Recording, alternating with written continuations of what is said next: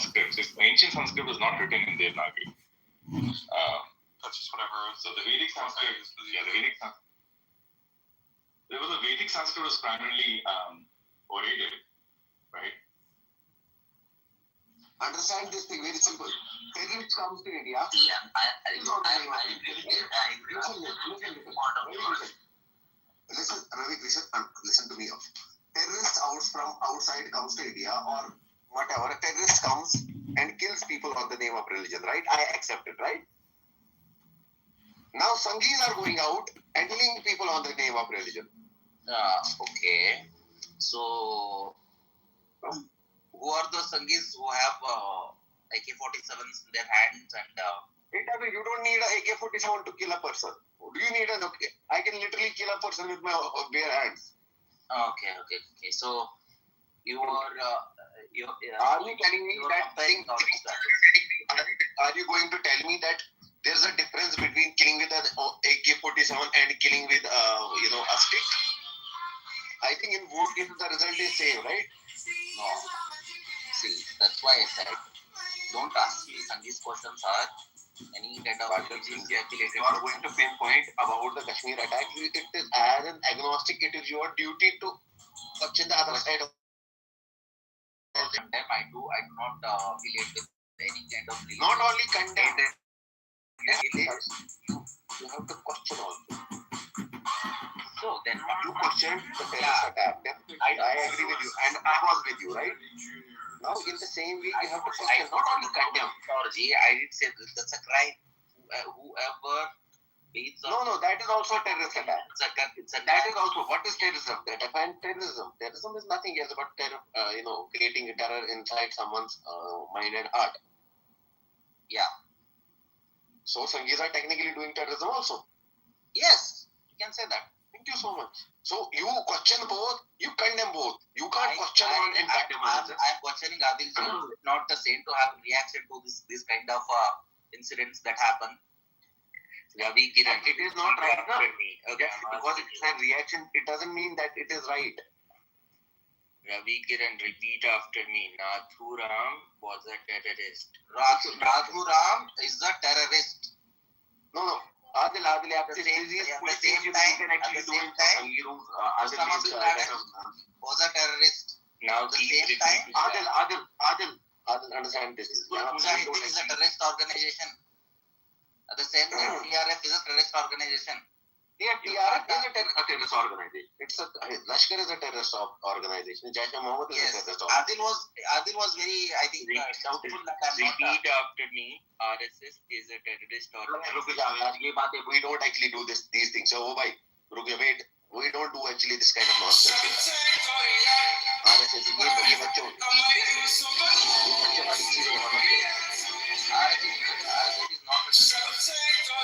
it is a terrorist organization. I don't affiliate to it. I don't affiliate to it, but it is not a terrorist organization. At least for me. It doesn't have.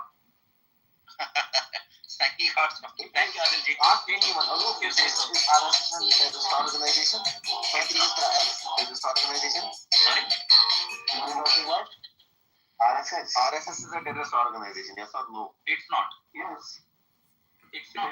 What you need to do is elect strong and powerful leaders who will deflect and fight the Muslim terrorists using the military, the police, and secret police to put an end to all these terrorists once and for all and secure the perimeter of India from incursion from outside Muslims. It is time for the Hindus to stand up and fight these Islamists with swords and rifles and rockets and bombs until they all cannot fight anymore. This is the way of the Bhagavan. Fight to the death and we will prosper and have victory.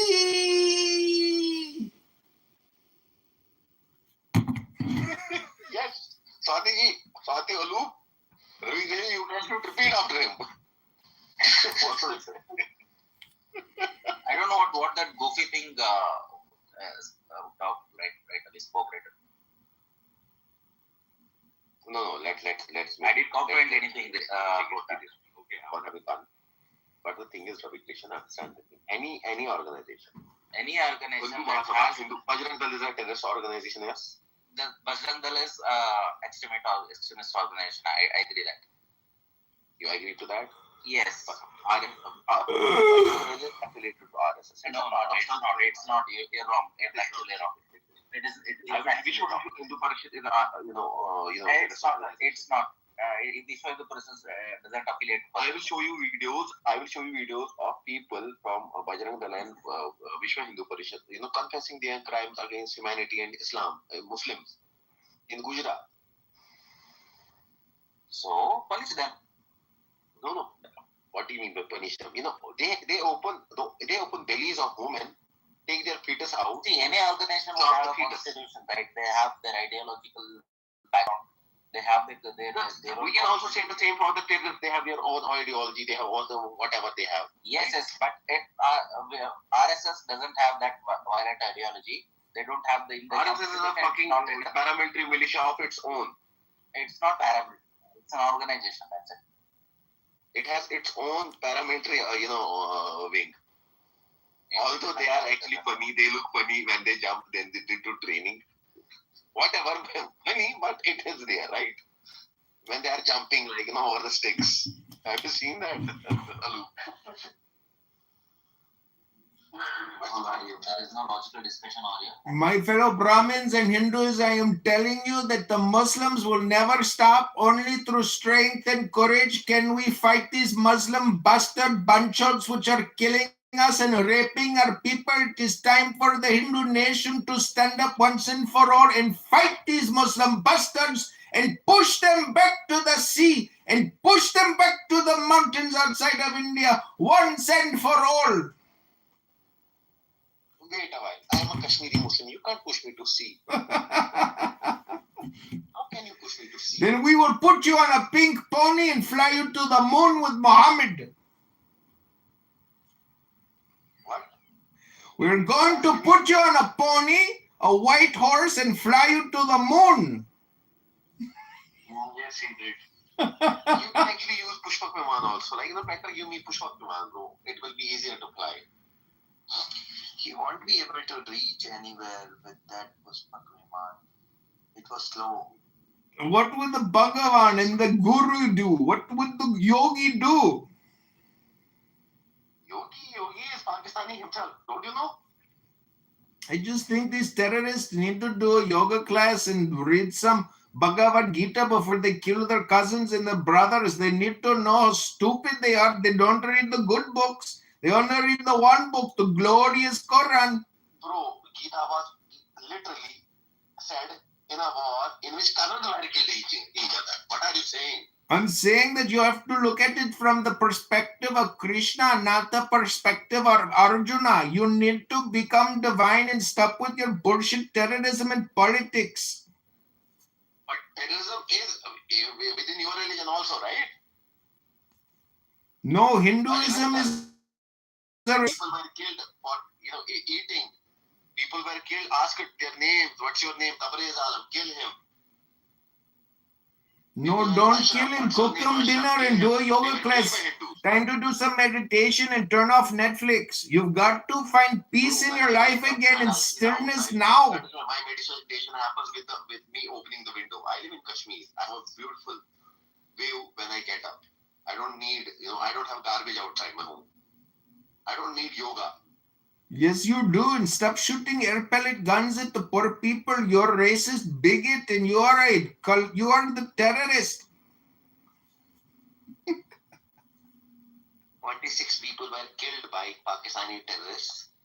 2,000 terrorists were saved by Kashmiris. You buffoon.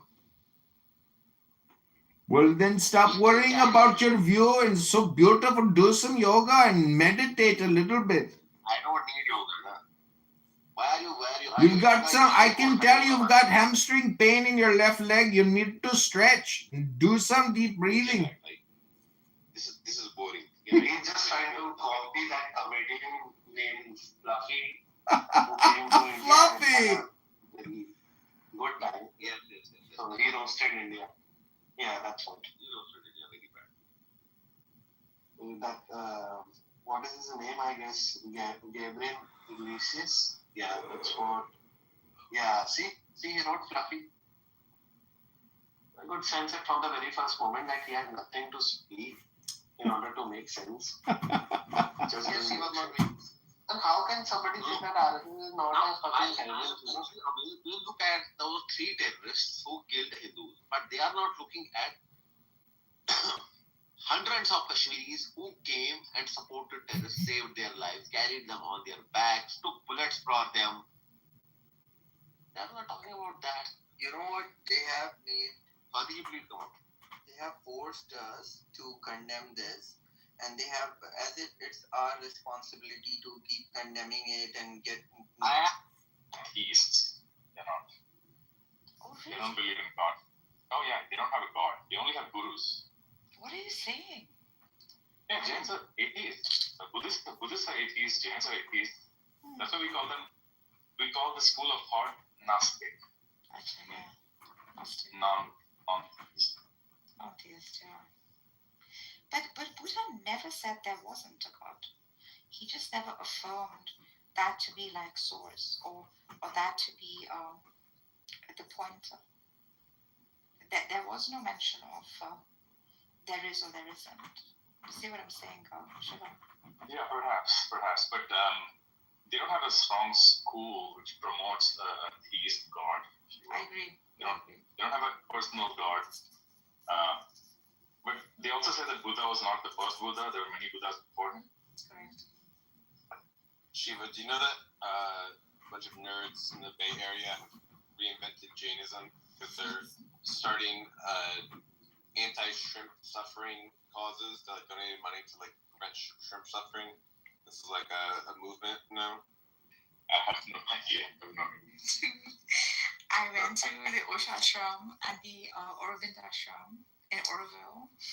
I mean, I stayed there for periods of time, and it's so interesting to see the marriage between the Western psyche, Shiva, and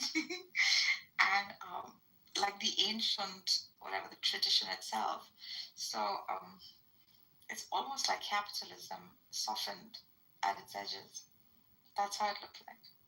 Yeah, you mentioned this. So I don't know if people know, but Auroville is this place in Pondicherry.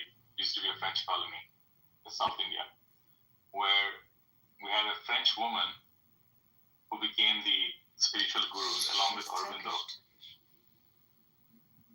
Was she Turkish? I thought she was French. Oh, she was Turkish or French? Lived in France, but of Turkish origin. Oh, okay, yeah.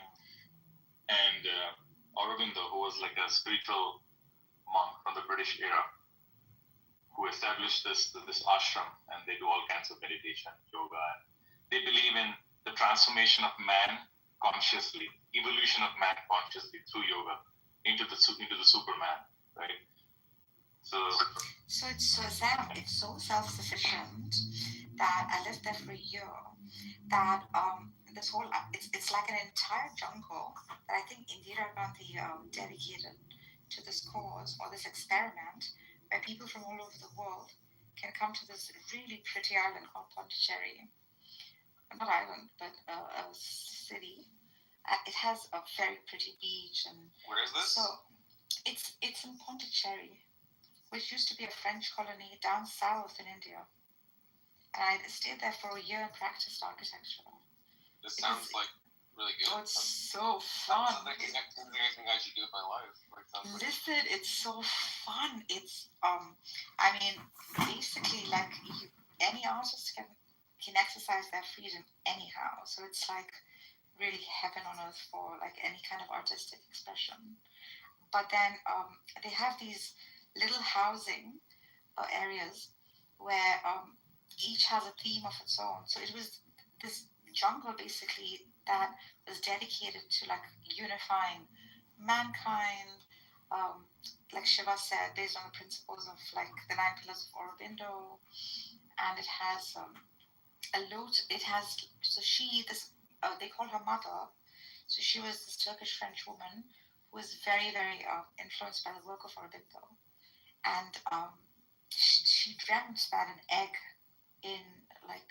within a lotus sort of was moving. And the entire ashram, which I had the great honor of like working with like the lotus leaves who are falling apart and the golden discs on it. It's just you're putting it back together. So so it's so interesting. That's the entire ashram. You just like Yeah, but I think I mean I agree with Nargis. It's a beautiful place and the spiritual experiment. But I think Sam, you would probably find the writings of Aurobindo very inspiring because he's a very prolific philosophical writer. They call him the modern or the 21st century yogi or whatever, and he's written hundreds and hundreds of books. Life Divine is one of his most famous book. The Life Divine. They have a Aurobindo Society in, I believe, in the Bay Area in California. They have, yeah. They're pretty, yeah. So you might find his writings interesting. That sounds cool. I mean, I'm kind of a India-phile. It seems like I've been thinking about moving to Thailand because it's very cheap and stuff like that. But like, given that I feel more spiritually connected to India than Thailand, but maybe that's the place I should move to. Yeah, I think India has that sort of magnetic attraction. Yeah, It's a crazy place. Yeah, it's so good. I really miss it. I really miss it. Spent some time in Delhi, and I was like, "Oh my goodness!" You can let people get off the train before you get on the train. You know that, right, guys? Like, oh dear, those rides. Yeah. I did not mean for the pollution and the traffic in the Indian cities, right? You're far. I think so. Beautiful. Yeah. But listen, sure, it's gotten cleaner. And I went about like 3 years ago. It's really gotten cleaner, and especially like Bangalore, where I went to, so different from when I visited the last time.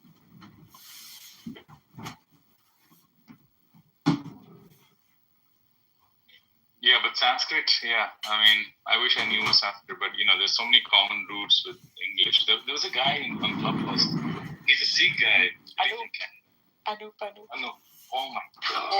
So much. He knows so much about it. He was obsessed with language, and he was a Sanskrit fanatic. So basically, like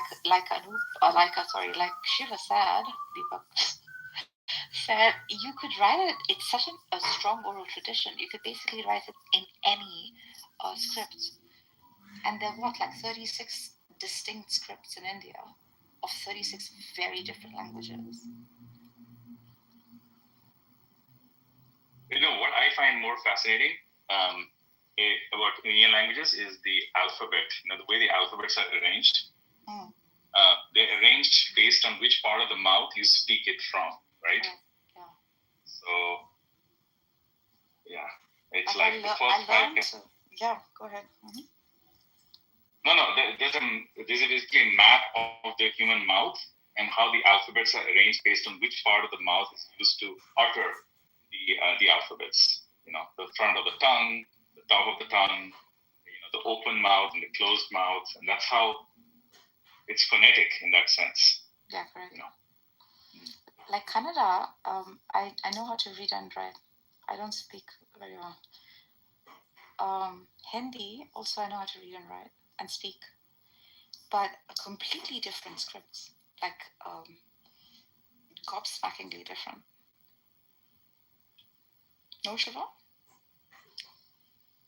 Yeah, the scripts are very different. I mean, I'm from Orissa, so the Oriya script is very circular, and anything below Orissa becomes very, very more curvy.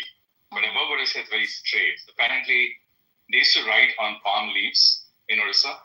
In palm leaves, you have to make circular symbols. But in North India, they had different kinds of leaves. So you could actually not cut the leaf, even if you write straight. You see? Oh, wow. That is why the language becomes curvy as you go down south.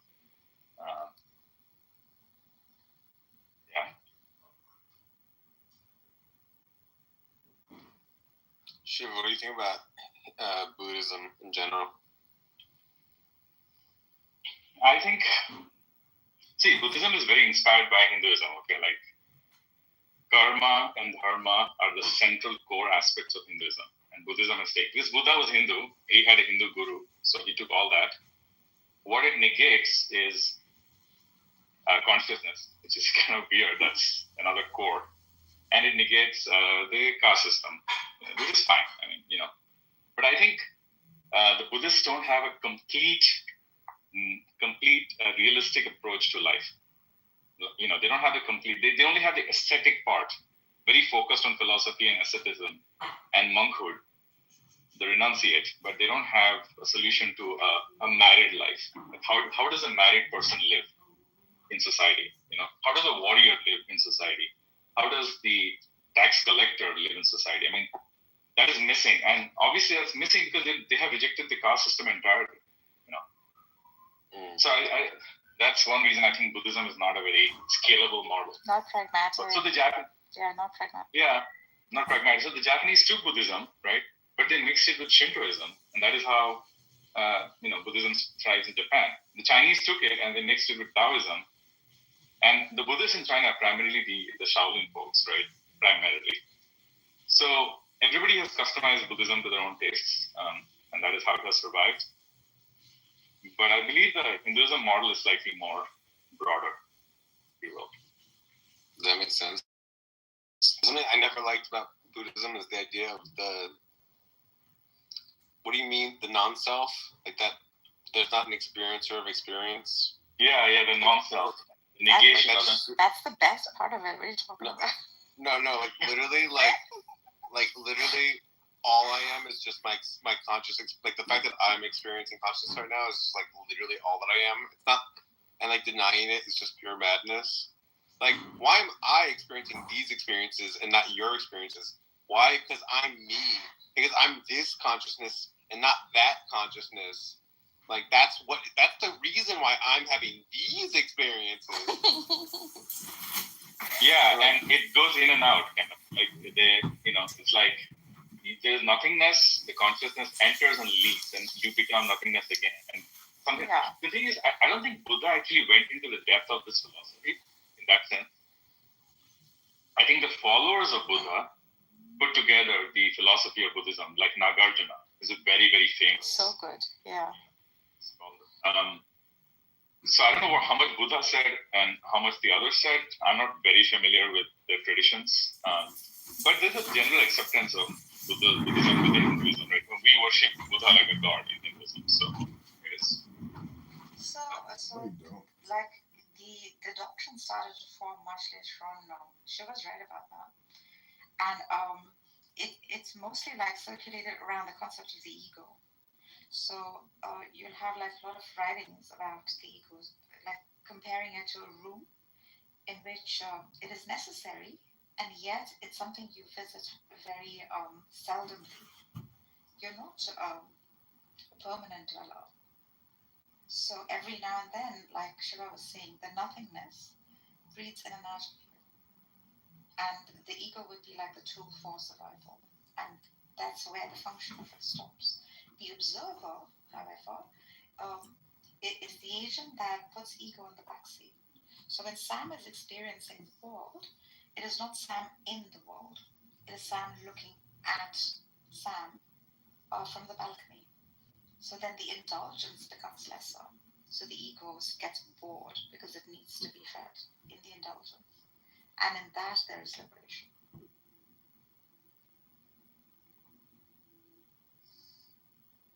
AI is getting so. I want to read you Number one. a philosopher lady that I like, and she goes, desire is describing as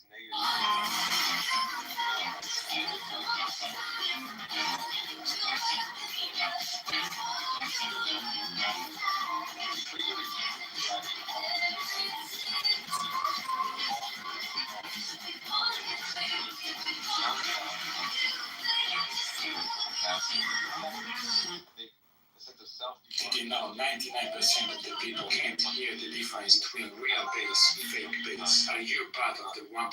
Let's find out. I'm gonna play 2 beats. Plausible but obvious, or interesting but implausible. So I feel like there's that tension of like, are you making the strong or the weak claim? It's the Mott or the Bailey. When you say I'm not a self, are you just saying that there's not some a thing that doesn't change over time?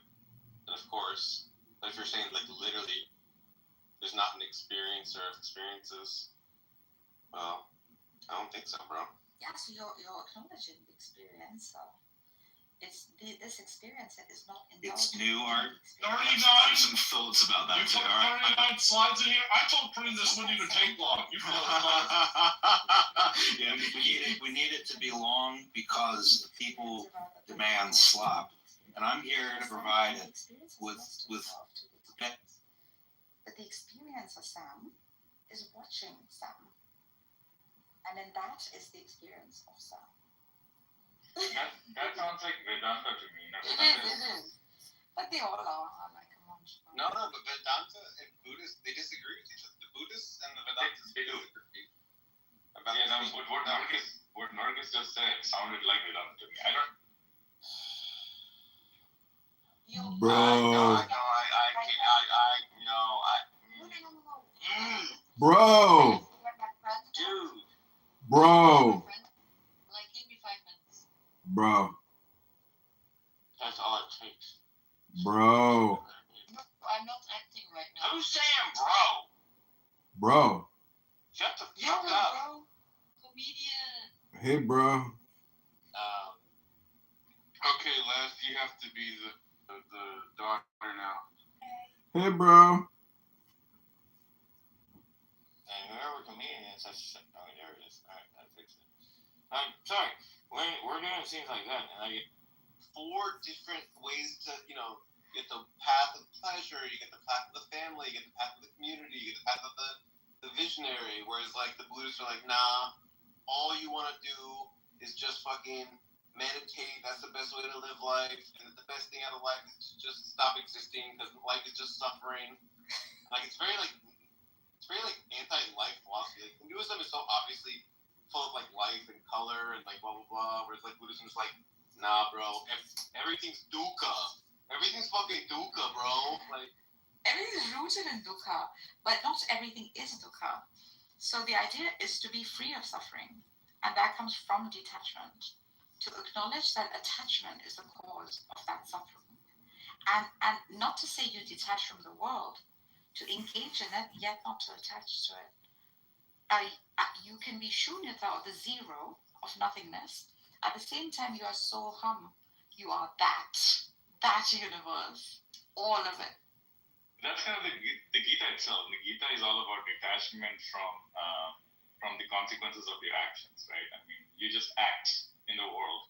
The consequence is not in your control. So Buddhists, I mean, they take a lot from Hinduism, and I think the later Hindus took a lot from Buddhism, yet they don't agree with each other. So I'm kind of vague on what they don't agree. It's like positive versus the negative copy of the same image. They're talking about the same thing in different ways. It feels like that. The disagreement would be the duet, I think, because somewhere or the poly, the many necessaries, that would be like a massive distinction between the two. So far as Advaita Vedanta goes, I think they would, although they say they are contrary to each other or they fight against each other, the schools, I think there's so many common denominators. Yeah, I would agree, I guess. I mean, there's people who completely debunk me on this, but with my level of knowledge, I think I would agree with them. I don't know, bro. I think that they disagree very fundamentally on the nature of the self, and I think they disagree very strongly on just how much suffering is the main focus of what your thoughts should be about. Like whether life is only about alleviating suffering. It's like a big disagreement, Say, you bitches are so attached to the problem of evil. For God's sake, here comes a formula that's telling you there is a way out. From this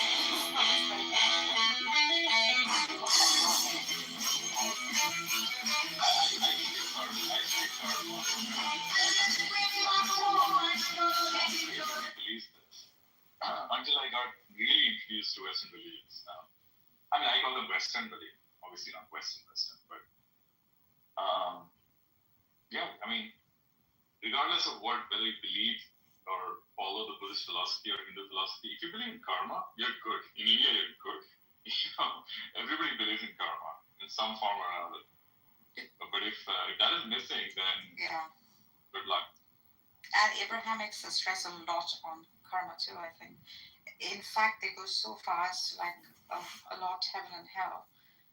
You know, I think they just take, and the comparison between Abrahamics and Eastern religions is just apples and oranges. I don't know why there used to be debate rooms, guys, between like the Hindutvas and the super fundamentalist Islamists. The debate didn't make sense. The models are completely different. Now, how does karma exist in Abrahamic? I don't see it because Abrahamics, for every atom of good, like if you're looking at it from the Quranic lens, the outcome or the effect is good. For every particle of bad, the effect is evil, etc. So that there is a sense of like heavy accountability sort of shown within the Abrahamics. No, I'm not. It's not about good and bad so much. Karma is about the actions, yeah. The eternal consequences of your actions that nobody can change for you. There's no interference of a god to change your destiny. Even when God takes an avatar and comes down in human form, I don't like to use the word God, but okay. When Ram and Krishna came down to earth and took a human form, even they had to suffer the consequences of the karma. Yeah, there's no escapism. Yeah, there's no escape from it. And the model is necessitarian, like in so many ways. And I think Abrahamics too can fit into that necessitarian model, depending on how depending on how your God model looks like. And it is not faith-based either. Karma is action-based, not faith-based. But the Abrahamic religions are faith-based. I mean, if you believe in Christ, you are going to heaven. If you follow the words of Muhammad and the Quran, you are going to heaven in the end, right? You'll be forgiven. Your sins will be forgiven. In Hinduism, that concept doesn't exist. Correct. You can believe whatever the hell you want. If you have done bad or good, you'll get the consequences in some life, if not this one. And so if you use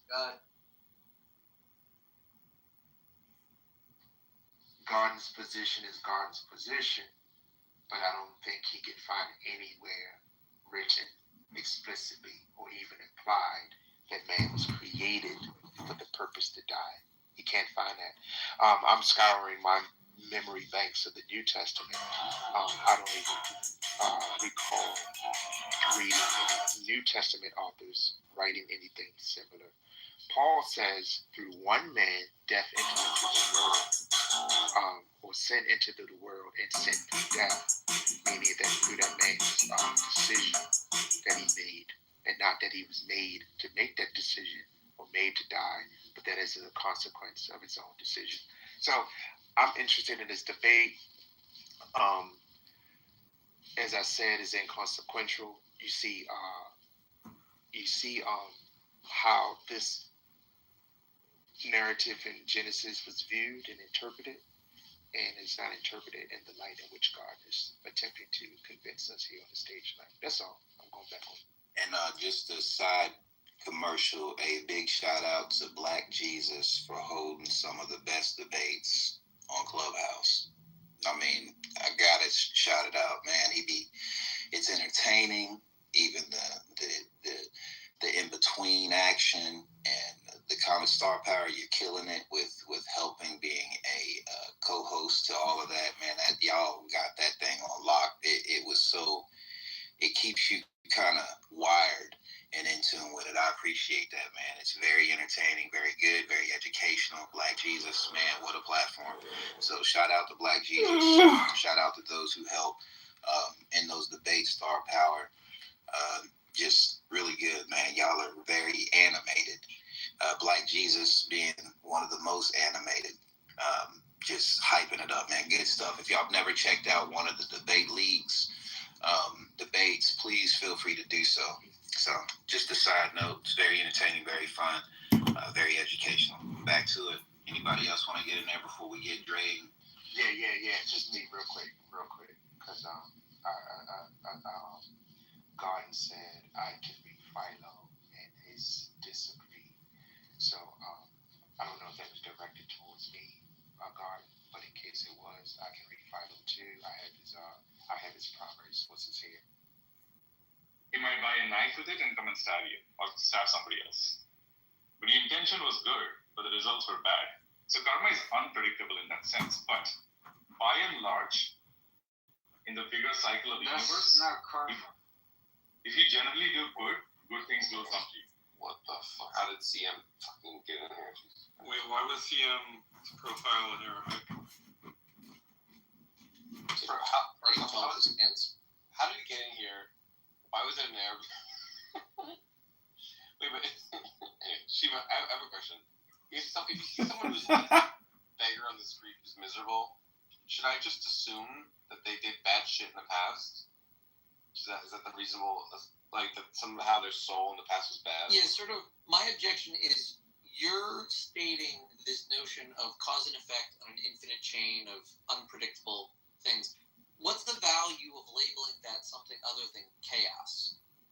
No, it's not chaos because it is like since the Big Bang. No, my question was first. My question was before we said question.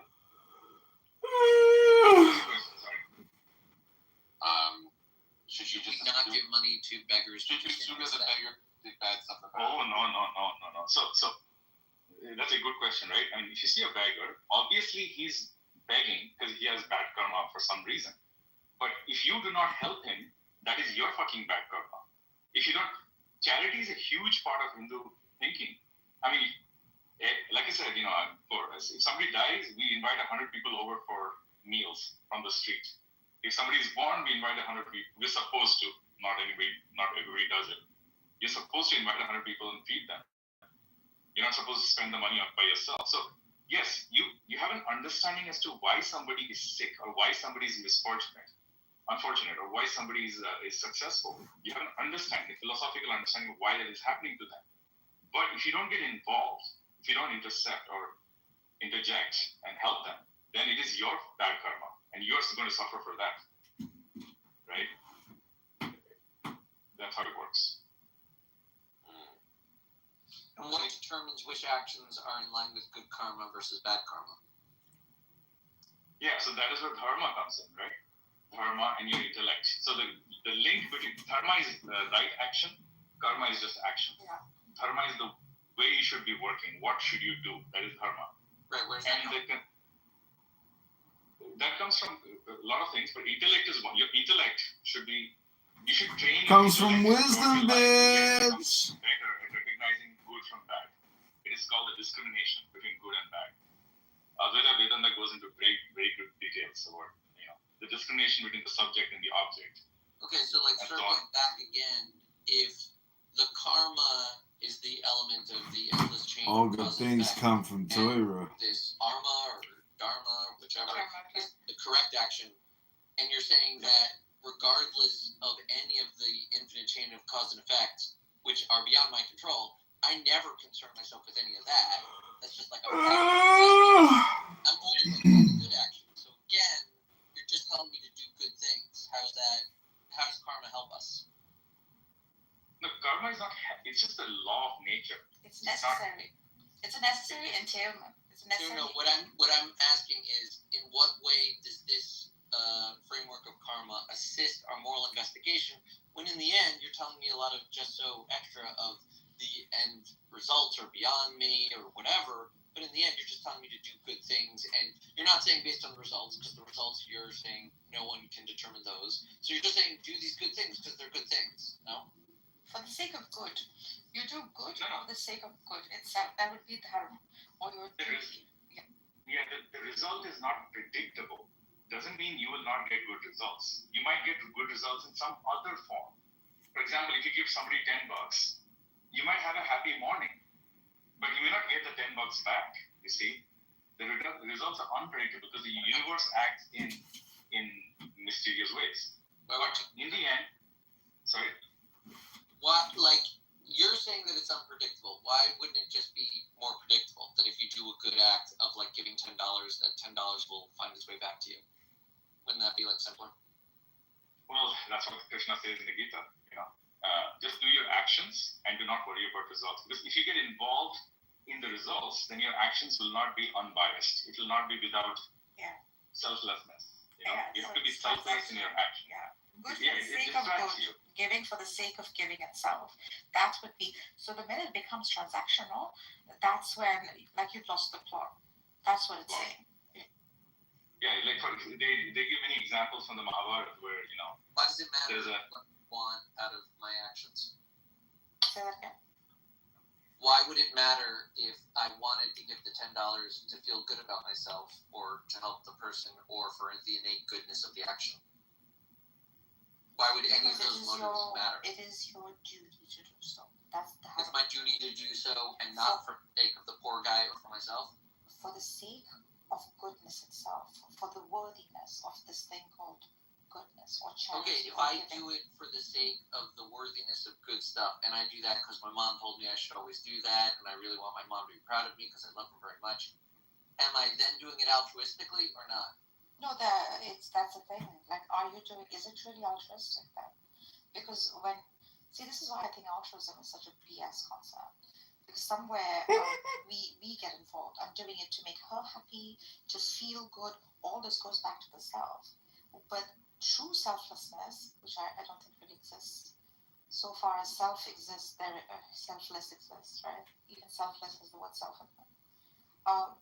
But so far as one can, to their best human potential, achieve goodness for the sake of good itself, instead of for the sake of the self. Yeah, so the definition of dharma, dhar in Sanskrit is to hold or to uphold. Dharma, that's where it comes from. The root word is to uphold. So there are some universal cosmic principles that you must uphold as a human being. So you act for the sake of dharma. You don't act for the sake of yourself or your mom or even your guru. And guru is who teaches you the dharma, right? Your guru, your teacher, your books, your ancestors, everything that is good teaches you dharma. Even an animal can teach you dharma, right? If they do something good, Good is a very overloaded word, so I don't like to use I the hate the word. It's so cringy. Yeah. But do you understand? So, for example, this is what I explained. I'm going to get married, and Hindu women have forgotten what marriage is about. And I heard a Jewish person, actually a Jewish rabbi, talk about marriage, and I completely resonated with what he was saying, is that you don't get married because you fell in love with somebody, right? Because you might fall out of love with them. You get married for the sake of getting married, which is a higher cause for society, to create structure, order in society, so you can have children with parents, and those children will look up to you, and then those children will have their children, and they'll be turning out to be good human beings. So the point is, yeah, I guess you get the point. Yeah. Like, duty here would be nothing but to act in accordance with your essence. That's it. With the idea of highest human potential. So that is your duty towards yourself. To be true to your essence. So you do charity for the sake of charity, because charity is a dharmic thing to do, not because of the beggar, not because for you, not because of mom, whatever. Yeah, Nobody. I'll die for you, but I will not live for the sake of you, like Ayn Rand said. Something like that. So the question is, there is no for the sake of. It just is, because that's the very nature of good. It exists. The nature of evil too exists. However, one picks good for the sake of good itself, and not for any other. Something like that. I mean, it's so idealistic. I don't know how it works in the real. Do you think you have an obligation to, see your talents and talents? Do you think there's something like sinful about? Suppose you have a really smart boy who's would be really good at science, but he decides to just become a farmer. Yeah. Is there something sinful about that? Yeah, it's criminal. So when your highest human potential is X, and you want to be whatever X minus 4, then it's sort of criminal to not be X. Yeah, I think Krishna talks about this in the Gita, right? He says, it is better to do the duty assigned to you than do somebody else's duty for them, even though you think you can do it better. I think one of the examples he cites is, if Arjuna, the warrior, renunciates war, then how will society function? right? The soldier in the battlefield says, you know what, war is bad, and I'm going to kill somebody, so I'm going to just drop my weapon and run and go back to society and build my house or get married or whatever. So the soldier is renunciating his duty of war, and you cannot do that. That will lead to chaos. If everybody starts doing that, it will lead to chaos. So just do the duty assigned to you. But the question is, who assigns you that duty? And that's a very complex question, because then you have to go into social structure, order, caste, whatever, system, whatever. How do I get like a chauffeur who turns out to be an avatar of one of the three creator deities of the universe who could explain all these things to me? Ask Neil Gaiman. This is why we love moms. Sassy. Last time I looked at the Bhagavad Gita, and when Krishna was like trying to explain to Arjuna why he should be killing him, basically it seemed like he was saying like, don't worry about the killing, it's your duty, everything's preordained. Also, you're just killing the temporary bodies, you're not destroying their eternal souls. Yeah. And like, don't just trust me, I know better. And like, I was like, none of these are good justifications for killing people. And the only one that was like the good justification was like, well, if you don't act, it will lead to greater chaos, suffering, and injustice. Like, that was the only one that I was like, yeah, that makes sense. The rest was like crazy to me. It's ironic. It's the anti-karma argument. Exactly. I mean, So many contradictions. I think it's, even though it's like very metaphysically loaded, I think it's an emotionally very powerful argument and scene. Like, there is something really moving and beautiful about this sort of personalized avatar of cosmic destiny just beaming down to earth and explaining to you that you have a capital D duty to the universe, and that's all you need to focus on. And the duty involves like doing cool militaristic things and winning at war. Like, I can understand why the warrior society would like this explanation. Yeah, no, the thing is, the whole point of Krishna was detach yourself from your attachments, which is the fact that they're your brothers. Should you not fight with them because they're your brothers? Even though they're doing adharma, they're doing bad, evil in society. Even though they want to, disrobe your wife and rape her or whatever. Even though they have taken the land away from you, the little bit of land that you are assigned, would you not fight with them because they're your cousins? So he's just saying, do your duty, but Arjuna doesn't listen. He doesn't care about duty. He's just too overwhelmed with emotion. So Krishna gives an emotional argument. And Arjuna is not convinced by that either. So then Krishna goes on to show his universal form. Like, I'm God. I'm the universe itself speaking to you. And that is the point at which Arjuna just says, okay, I hear you and I'm going to fight. Yeah, there's beauty in that paradox. There really is. Yeah, so the thing is, see, this is the point that Krishna makes all through the Gita is that, there are some people who will just be convinced by knowledge. Some people who are just inspired by knowledge, the Jnana Yogis. Some people are inspired by beauty, the sense of beauty, the Karma Yogis. But some other people are just inspired by bhakti. People who love me.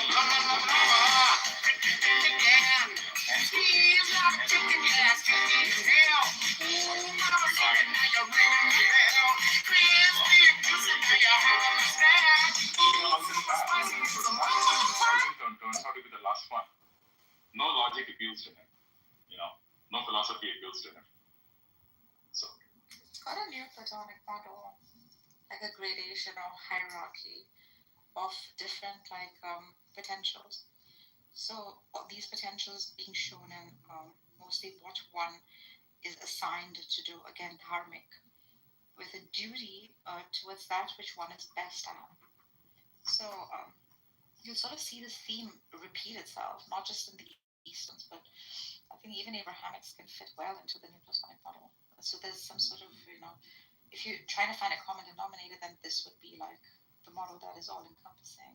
Like even Krishna, the paradox is so beautifully, I think, explained through the Hindu lens, that when he's a child and he's like just playing with mud and rubbish and dirt, it's Krishna, right? And he picks up some mud and just eats it. his mother Yashoda comes running, almost to beat him. And then she says, "Open your mouth." And when he opens it, in Krishna's mouth, she sees the entire world. So although his act was worthy of punishment, yet it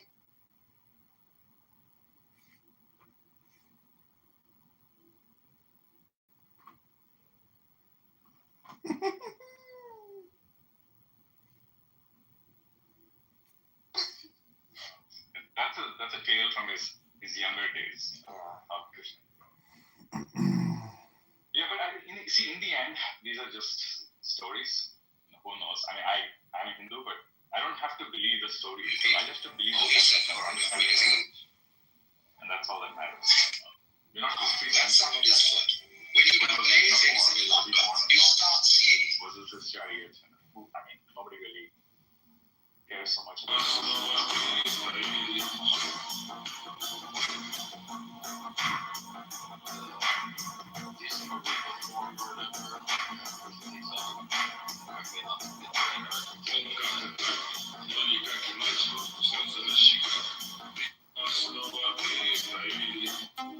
I love it.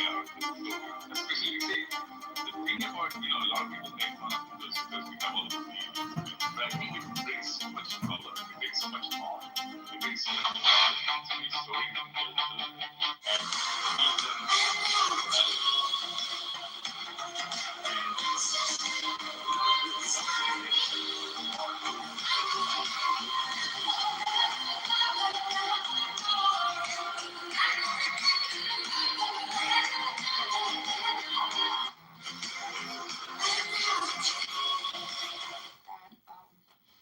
It doesn't care for particulars. I don't have to believe in a Jesus or call this God Jesus to be a Christian. I don't have to call this God Allah to be a Muslim. For example, the Abrahamics seem to be far more like refined in a way that they give so much framework and sort of stick to particulars as well as principles. But in Hinduism, probably because of its age, there's so much like pictorial depiction of the principle itself. And it sort of lives within the principle. Symbolism, yeah, it lives within that. Yeah, like every part of Shiva has a meaning. His snake has a meaning. His Damru has a meaning. His dragon has a meaning. Like the Ganesh has a rat below him. The Ganesh. Yeah, he rides. Ganesh is favorite animal. He rides on a rat chariot, and he eats laddus, like round sweets. And all this I learned from my guru, but it truly is a beautiful story. You can package up. How much for this giant freezer? How much? Just 64 times. Okay. Is that on sale, do you know? I'm not sure. Taxes. It's okay, cash. I got about 5 cubic feet of food put in this. Yeah. Oh, yeah? Well, it's still right. I'll come with you if you want. You guys accept tips? No, we don't. No? What about a gift card? No, we can't. Nothing? No. Alright, well, thank you. Thanks, man. You want me to bring it here? I can bring it up. It's up to you. This is pretty long.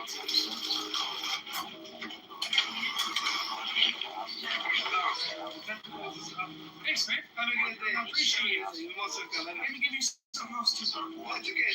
Another gift card for helping me. Thank you so much. How much for this? In place. So what was happening was Hammurabi was saying like, okay, if you steal, they're gonna cut your hand. It's you have to pay for that action. It's trying to be nice. So the philosophy of humanity kind of changed that time. But Hinduism is a very beautiful and peaceful religion. Those are series of books and religions coming from very ancient. And part of it is also in Persia. We call it Azostri. It's trying to be nice. It's a rather So these are the books saved from long time ago, and they are technically referring to aliens or Aryans some upper people. Okay, so these in this kind contest, there are gods. There are gods who created us. Okay, and that's another phase of humanity, thoughtfulness and philosophy. So, but Ibrahimi, she said, one of the ladies, she said very, very well said. She said at that time they are saying like, okay, if you are Christian, you have to believe in Jesus. That's a rule number one. So that's very true. She very pointed to the very point. So in this case, there would be conflict. If there is rules, there always will be conflict. So in this conflict, you have to choose. You have to choose sides. You cannot be, like, no, everything is good. Let's do this. Let's do good things. Everything good. No, it's not working. You have to choose sides. Thank you. I'm here to. So Mark, Sam, I'm your chariot driver in this room, and I'm telling you, it's your duty to bring Siam back up. It's like your dharma. It is your I'm dharma. lobbying a long time. I keep him down, so I can't bring him back up. So you got to bring him back up. Yeah, why don't you ride Mark a little, like Well, the rat chariot, the chariot rat. Okay. I took on my cosmic form and invited him back up. I like that we're facing the same way, Mark. Hi, Daniel. With hello. Very fitting. Like you're. I don't know if you can. What I see is I'm behind you right now. I'm like you're the rat. Are you also in the Pantheon in Rome? Yes, of course. It befits His Majesty. That's the Pantheon? Yeah, it's yeah. It's just an old photo I had that carried over from my Twitter account automatically when I downloaded it. I never went inside, but I did go there. Why? Why didn't you? Because it is a place of idol worship. Oh, really, Mexet? So, since Mexet and me are Epicureans, it is our duty. Not an Epicurean. Shut the fuck up. It is our human duty to reach our pleasures and desires to our highest human potential. Is that not true, Mexet? I don't know. I do think that it is man's obligation to If we will enjoy his be life. juicing. But I would say I Epicureanism don't know if is we'll be short-sighted, juicing. only upon man satisfying his Other wishes. pleasures. Don't just give Discord. No, I don't have. Do not. Now you turned Indian for a second. No, don't have it. I don't have Discord. I don't have it. Don't have Discord. Someone. Do you have it? I do. Why do you go on Discord? Like, what would be the difference between Clubhouse and Discord? Well, it's easier on my computer to send people messages and stuff. Like sometimes I just sent Mark a picture of the population structure of humans by Razib Khan, and like it's hard for him to look at it on here. I see. It sucks here, by the way, the messaging. Yeah, like I was dying to share with you the voice message I got from Gabadi Deepudo. From yesterday, the king of Alright, make a Discord. This is your homework for tonight, Marcus. So you're gonna make a Discord, and then you're gonna you'll add me. I don't know if I want more social media and all that. Don't even use it as social media. Just have it as a messaging prop. Make it like a more convenient. I use it to message like Mark and Timothy and Ethan and Albedo and stuff more efficient. Just share your number. Alright, fine. But then, Why don't you just start a signal group? Yeah, like a second group. That'd be nice, actually. We used to have one. Matthew, are you still on the second group? We used to have one, I think. Yeah, I had it for like 24 hours. CM, greetings, brother. How are you? Allah. Namaste. Namaste, Satsuka.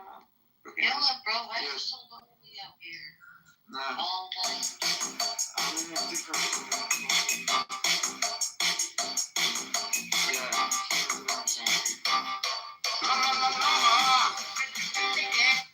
Yes, I can. Give me a sec. I swear that sounds like a female version of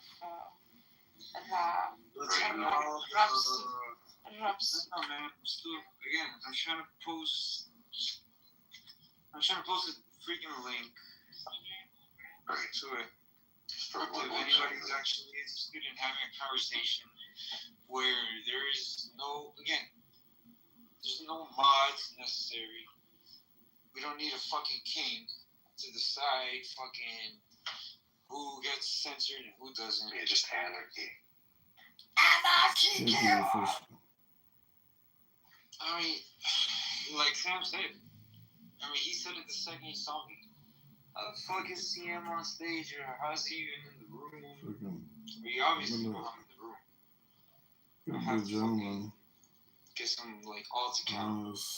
You have to fucking Humble.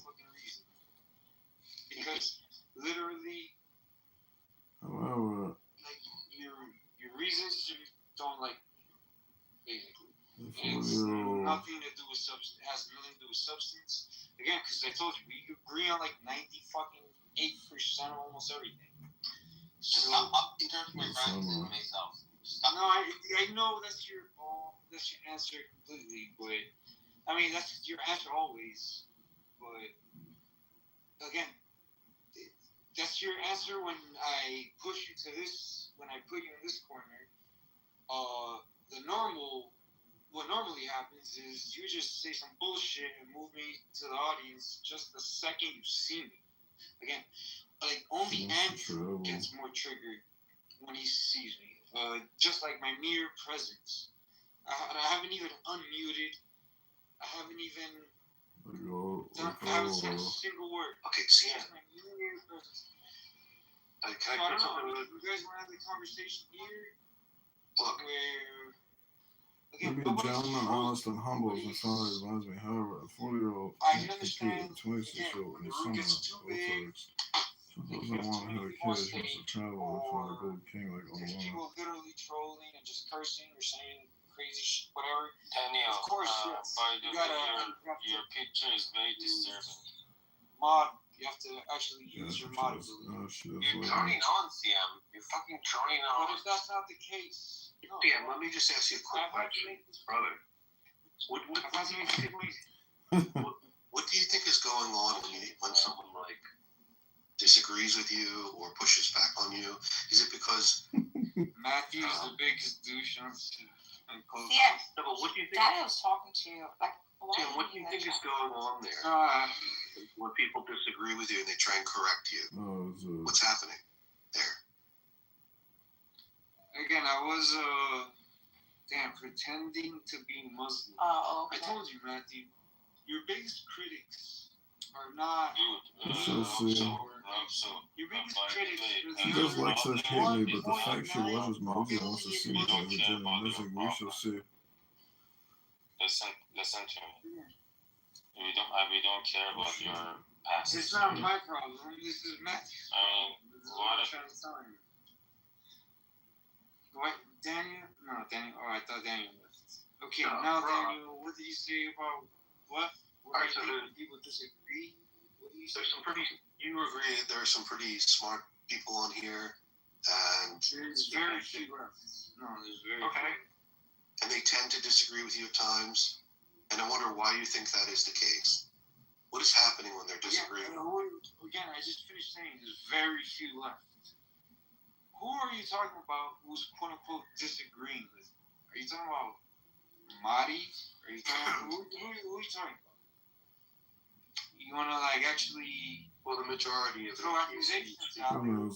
Have the boss to say names. I don't ask questions. It's funny you gotta take a picture as your profile picture. Didn't he just get sentenced to like 80 years? Yeah. Mark, can we We would like to know, we would like to know where the Arabic on your profile comes from. Yeah. What does it say? Again, all of that is obvious. All of that is just like Sam has me banned from this room, Sam's house, whatever. So any room, if I want to come to a room, if I want to come to a room where Nargis and Matthew are in here, the only way I could is through an alt account. I can't. This room doesn't even appear on my. I get that, but why does your alt account have Arabic profile? Because it's obvious. Yo, I don't choose none of them. I didn't choose none of them. I just got a random phone number and used it to make an alt account. Yeah, but where the Arabic come from? It just happened to be an Arabic person who did the same shit I did to make a fucking alt account. They put like fucking, you know, auto generate a fucking US phone number. Also, you can receive the SMS, the little text message. They generated the same fucking number, got the SMS sent, and they were able to log in and make a fucking alt account. Just how you can log in from someone else's phone number, even if it's a phone number someone else. It's not somebody else. These aren't people's actual phone numbers. These are politics is intense. burner accounts. You gotta be For tough. example, the people who have the websites where they offer this service for free, it's all big. I mean, obviously they're making money somehow. If not, they can keep the website. They pay for like the cheapest for just to have like SMS abilities for 100 phone numbers around the United States with every area code you can think of: 305, 514. Houston area. There's a rule. You're allowed to interrupt CM. No one else. You're not allowed to interrupt anyone except for CM. You're allowed to interrupt Nothing. It's a roast time. Hey, drones on. Yeah, no. Drones on people. Hold on. If I say something stupid, Yeah, you're allowed to just completely talk if over. I say something that's completely wrong, Doesn't matter at all. What is it called? What is that thing called? Please interrupt me correctly. You don't listen that. Even if he interrupts you, it doesn't matter. Sam, you're not listening. No. Most of the time, I wouldn't be talking. I can't especially with any like copy pasted, so I have no idea what it means, but I can't for sure. Mark whatever. Yeah, you could use Google Voice too, but Google Voice there's more steps. We just need an Arabic speaker. We just need an Arabic speaker. Yeah. Ilias, come on. It says Rabsu. That's what his name says, but I mean, really Yeah, you're right, Ilias. So, Sam, what does it mean? What is Rabsu? Huh? That's what your name is, by the way. I don't know what it means. I have no idea. I didn't choose any of this. The Carly. I'm supposed to call you. Again, you see the whole. I can't really tell differences. Either Arabic or Farsi. What flag is that? The whole profile is Arabic. Mark is dying, right?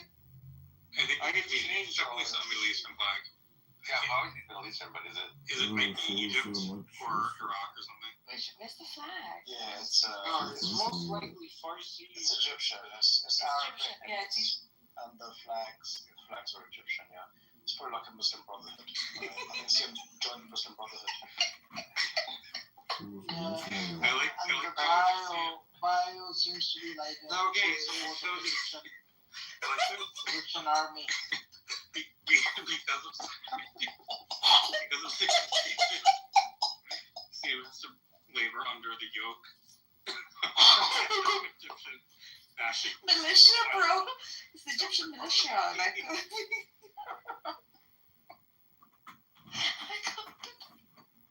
I would think drop a pyramid thing, Elias. What is it?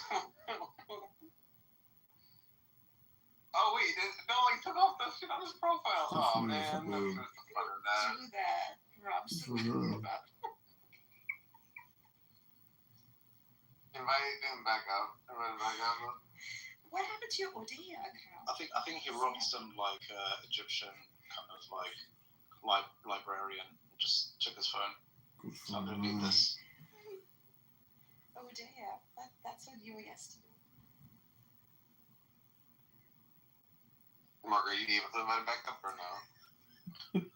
Leave Sorry, it. what was the question? Leave it. I keep him out too many times. It doesn't let me bring it back up. So I Leave need to it. bring it back up. Okay, yeah, no, I'm up to my dude. Rat chariot. Yo, hey guys, the bio was fixed. Yo, it was funny. Yeah, you destroyed like a great work of art. I don't care. That girl's You gonna lost your identity, Robster. They're gonna have to rewrite their bio. They probably have it copy and pasted from like a different social media shit. We might have to ban you again or block you so that you're forced to generate a new SMS number with a different Arabic code. Nah, it might not even be Arabic. I knew it. You'd go for some other. Alright, so Mark, can you give CM a math question that's like recently No, hard? yo, again, every room that I'm in doesn't need to be that's a quiz, you know. It's like I've passed more exams than all of you combined. Literally. Can we actually talk about something substantive? Let's talk about math, yeah. Whether it's very substantive. I think math is a good.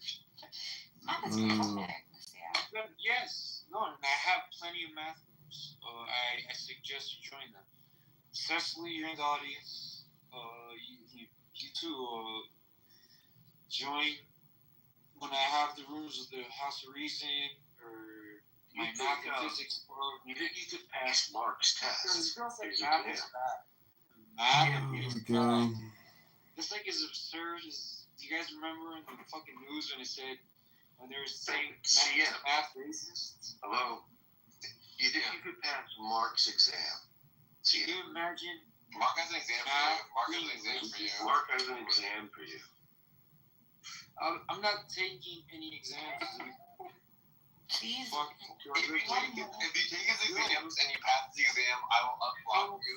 I will unblock make him a moderator. Yeah, I'll make you I don't want to be moderator. We don't need moderators. I will unblock your profile. As long as we don't have trolls or too many people on stage, we don't need moderators. If you pass his exam, I will unblock you, and then I'll bury that shit.